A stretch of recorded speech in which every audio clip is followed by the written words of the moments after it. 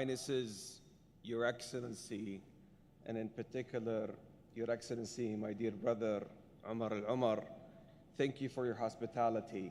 Thanks to the state of Kuwait for their innovation and for their presidency. Under Kuwait presidency, we have a lot to celebrate. As His Excellency have shared, the top 5 risk for the global world is disinformation. And under Kuwait presidency, we have established the Ministerial Committee to combat disinformation. Under Kuwait presidency, we have established the framework for sharing data flows with trust. And under Kuwait presidency, we have established the framework for responsible AI. So we cannot be more grateful to the state of Kuwait and all 2 member states for their collaborative innovation in making sure that we deliver a digital future for all.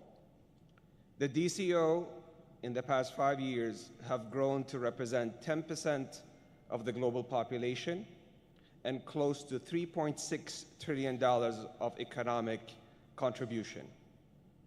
While the world have grown last year by 3.1%, the Digital Cooperation Organization members have grown by 4.3%, evident that working collaboratively and cooperatively on talent, technology, and trust delivers growth and results. On talent, we represent more than 2 million tech force. Just imagine that. This 2 million tech force have delivered 16 unicorns in the past 5 years, and many unicorns to come. And it's no wonder, as we celebrate here in Kuwait, innovators such as MyFatura, Flowered, Tab, and a lot of the innovators from the state of Kuwait. And since next year we're moving to Pakistan, we have to appreciate adversity and how they're making sure that everybody is not left behind in the AI age. And we have to celebrate Morocco's UCAN, Jordan's Infoseed, and a number of success stories in Bahrain like Unipal and Faisiki. And in the Kingdom of Saudi Arabia, last year was a historic year for us.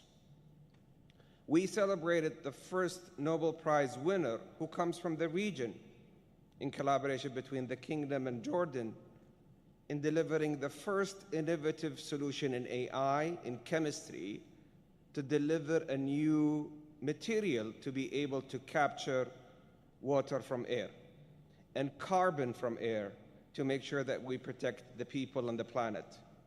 We celebrated the first Muslim Arab woman to go to the International Space Station to work on tumor organoids and new cartilage to make sure that we can save lives.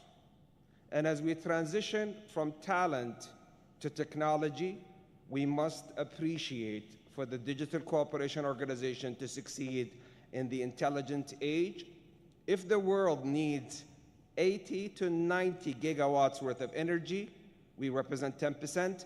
We need 8 to 9 gigawatts yesterday. And the Kingdom today has plans to build 6.6 gigawatts, and we look forward to collaborate with all of you to make sure that we can bridge the gap to 8 to 9 gigawatts. Last year, we have celebrated 11 cents per a million input-output token, delivering one of the most affordable and available inference and global training hub for the world. And as we move to trust, and this is the name of the game in the intelligent age, we have released the global AI legislation for public consultation to see how we can create a unified AI market and hub to make sure that we can address both private and sovereign needs. I want to stress again that it's doubling down on talent and technology with trust under Kuwait's presidency that we have seen so many successes, and I am confident with our dear sister here, Her Excellency, we're going to see even as many successes under Pakistan's leadership. I want to thank the General Secretary and the Secretariat team for the amazing job in setting up this General Assembly meeting, and we look forward to collaborate with all of you. Thank you.